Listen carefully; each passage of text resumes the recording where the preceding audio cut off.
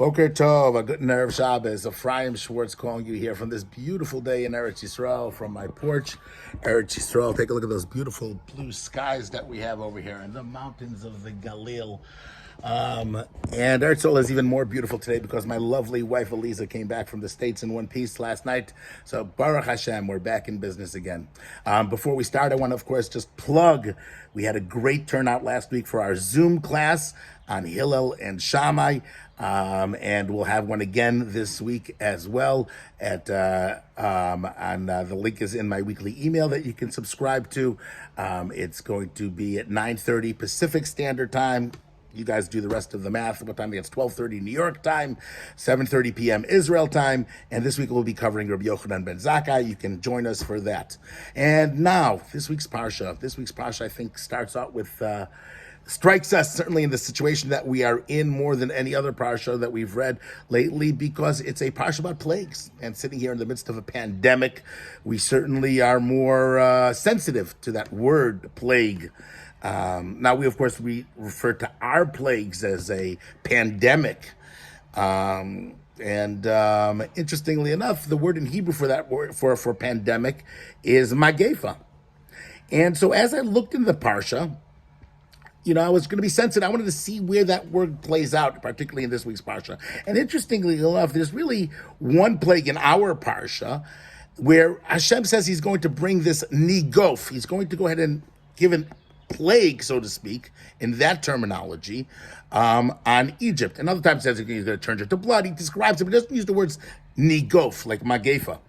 Now, if I had to ask you which one of those plagues would it be, which one would be called a magefa in your eyes?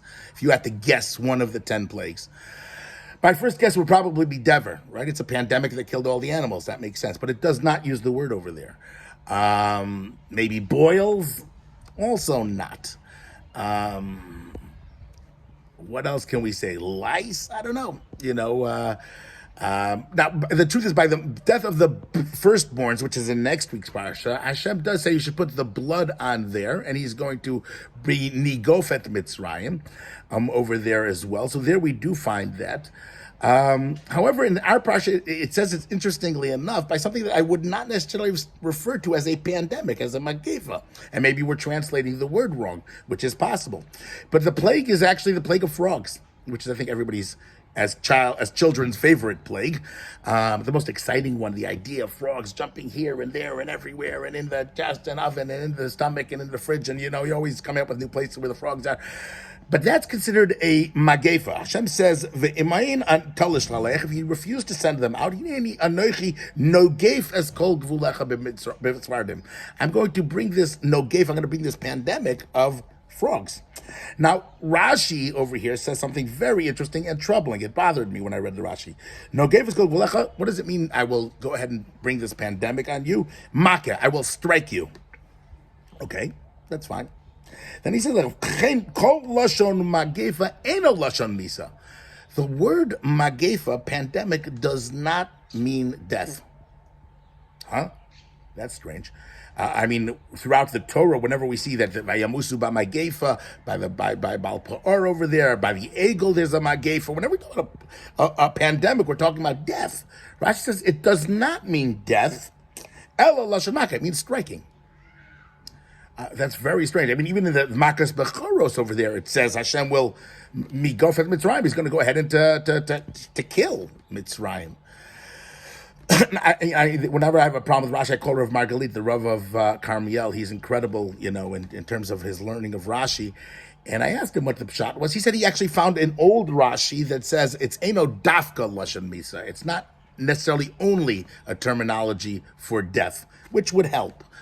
But yet, I think what Rashi's pointing out over here, and perhaps it's something that's very revealing, and certainly something we could take from our situation, is that Rashi is troubled over here that magefa should mean death, and over here by the plague of frogs, there is no death. There's no death. There's just a lot of noise. A lot of noise. Croaking, young, alive. That seems to be the problem over here. And when there's no death, Rashi is telling you, you know what really magefa means? Magefa is not the actual death itself of the plague. The magefa is the noise surrounding it. It's the terror surrounding the plague. That's really what a magefa is about. Sure, people die in a pandemic. People die in a magefa, but the problem isn't the death. The viciousness of the magefa is that there's terror surrounding it, that there's turmoil surrounding it. And I think that's certainly something that, therefore, for example, by Arov, there's also terror by the animals, the wild animals. But over there's death too. Rashi wants to point out over here, you have something that's called a magefa, and there is absolutely nobody dying, right? But it's still called a magefa because the core root of magefa is terror. The root of magefa is the strike, is the noise and all of the tumult that surrounds it. That's really what the magefa is about. And that certainly is something that I think we can see in our world today, right? I'm not saying whether it's a deadly magefa or not a deadly magefa pandemic, and people certainly are dying. But certainly what's much more devastating to the world is the terror surrounding it. I can't walk out, I can't this and that. What if I cough wrong, what's going to happen?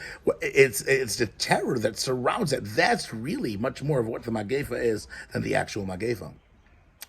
And if that's being the case, it's an interesting, I want to share at least another fascinating idea about this idea of the fear and the terror of the magefa. I think that's also relevant. I saw a beautiful insight. Rashi tells us, the pasuk tells us like almost contradictory. It says what happened. Aaron stretches out his hands on the waters of Mitzrayim. And the frog, singular, got up and it covered the land of Mitzrayim. And the Egyptians did that, and then there were frogs that came out of. Rashi, of course, the famous Rashi that most people know is there was only one singular frog. And they would hit it. And he would go ahead and just pop out little baby froglets. All over the place. That's the medrash pshat of it. And then the simple pshat, Rashi says, Tzvardeya is a singular terminology as well. It's a plural, like we say sheep is plural or singular. Tzvardeya could also be singular. But Rashi goes with the medrash certainly as the first interpretation. And what is that interpretation? That there's a big frog, everybody hits it, and the little frogs pop out. Now, the truth is that Rashi is really based on a medrash. The medrash tells us, the Gemara tells us in Sanhedrin, right? Rabbi Akiva is the one that said this. Rabbi Akiva says, there was one frog and it filled up all of the land of Egypt. Rabbi Elazar ben Azariah says to him, what are you busy with these wild midrashim, right? Stop talking so much and go start learning negayim and more halachic issues. What was it? It says it was one frog, visharka lahem, and it called out, it croaked out, v'heimbo, and all of the other frogs joined them afterwards. So we have this debate between Rabbi Akiva and Rabbi Elazar ben Azariah. Rabbi Akiva says that it was one frog that they would hit, and all the frogs popped out. Rabbi Elazar ben Azariah says that there was one frog that called all the other frogs to come. Whenever we have a machlokus, we have to understand what is this debate really about. On a simple level, right, it seems that Rabbi Akiva is making the nace, the miracle, greater, with a wild story of one frog getting hit and more frogs popping out. And Rabbi Elazar ben Azariah is saying, don't make it so big. It's one frog making the frog call to all the other frogs and coming. And in fact, we know from our Pesach Seder Haggadah, right, Rabbi Akiva is the Tana that always makes more plagues. One Tana said there was 10 plagues. Another one says there were 50 plagues. There was 500, right? And he's the one that takes it to the fullest extent.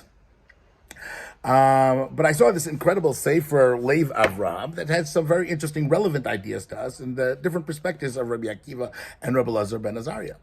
And he suggests is that the difference between the two scenarios, right, is Rabbi Elazar ben Azariah is telling him that the frogs that are coming here are not Egyptian frogs. They're frogs that are coming from somewhere else, right? Egypt is strong. Egypt is powerful, right? And Egypt is not going to get shaken up or scared of its own little frogs, right? You know what's terrifying to them? The frogs that come from China, right? The China virus. The frogs that are coming from other countries. The frogs that are all come from all over the world. It says the frogs came to Egypt, for that. It's xenophobia, right? That's the terror. It's the thing that we don't know. It's that the foreigner. That's where the problem. But here in Egypt, that wouldn't have been a problem. And so Rabbi Elazar ben Azariah is looking at the problem as from outside. Rabbi Akiva says something else. He says, the problem is right here. It's the Egyptian frogs. It's that they get hit and one comes out after another, after another. It's your neighbors that were nice to you yesterday. It's those Ukrainians and the Poles and the Germans and the Hungarians. You thought they were all your buddies, right? And the second they get hit, guess what? They're going to turn on you. Those are the ones that are the problem, right? Again, very, very interesting, thought-provoking idea between the two rabbis. And we'll talk about their personalities in a second. Another idea that he shares, which is a similar idea, is that Rabbi Elazar ben Azariah says, you know why this is happening? It's because there's one charismatic frog that can get up and rile everybody up and cause an insurrection from the frog kingdom. And he's rioting and he's making rallies and they're storming the palace. Right? Sound familiar? Right? That's the problem. And therefore, in the Egyptians' mind, the solution is we have to impeach. Right? We have to get rid of that big frog. Right? We cancel him, throw it out, and that's really the solution. Rabbi Akiva says, no. Guess what? There's no charismatic frogs over here. It's one frog that gets hit, and another one gets hit, and another one, and they just keep popping out. Right? When the entire country is going to get smacked again and again and again, they're going to go ahead and come out. It's not somebody that's charismatic. Each one is going to go ahead and bear more fruit and more fruit and more fruit. It's not because of the charisma of the calling of the frog. It's because of the beatings and every blow that they get. More and more of these anti-Egyptian Semitic, right, frogs will pop out. Right? What's fascinating, if you think about the two personalities, Rabbi Akiva and Rabbi Elazar ben Azariah. Rabbi Elazar ben Azariah was a leader. He was part and parcel of the establishment, right? He was 18 years old. He was already the Sanhedrin, and he was wealthy. He was part of it. And therefore, for somebody that's part of the establishment, it's the foreigner that's the problem, right? This is all fine. He doesn't see the things the same way as Rabbi Akiva does. Rabbi Akiva, on the other hand, is somebody that was a poor person, that was from a family of converts, right? He was somebody that was a Baal Tshuva. He was somebody that wasn't part of the system, and he saw what's going on in itself. Rabbi Akiva sees the Romans as not being part of culture. Rabbi Akiva goes, I came from there. I know what they are. They're really bad, right? Interestingly enough, I saw one last shot, and with that we'll end, is that Rabbi Akiva, in fact, is talking from his personal life. Rabbi Akiva, the Romans said that the Jews are not allowed to learn Torah. And Rabbi Akiva went out, and he taught Torah anyways. And the Romans caught him, and they tortured him. Blow after blow after blow. And every blow that he felt, he was producing more and more Talmidim. For every Talmud, every blow, it was Mesiras Nefesh. And Rabbi Akiva thinks of those frogs, right? Just as the frogs produce under the hardship, under the strong ship, because the frog is willing to accept those blows on itself in order to produce more and more frogs. I'm willing to accept those blows upon myself and to produce the solution, the vaccine, the Torah that will survive forever and ever. And that's where Rabbi Akiva comes from. So those are some of the ideas on the plague of frogs this week. Thank you so much for listening. Again, subscribe to my weekly email, rabbischwartz@yahoo.com. I hope to see you all on my Zoom program this week. And certainly we have food for thought this Shabbos. Have a great Shabbos. Talk to you. Bye.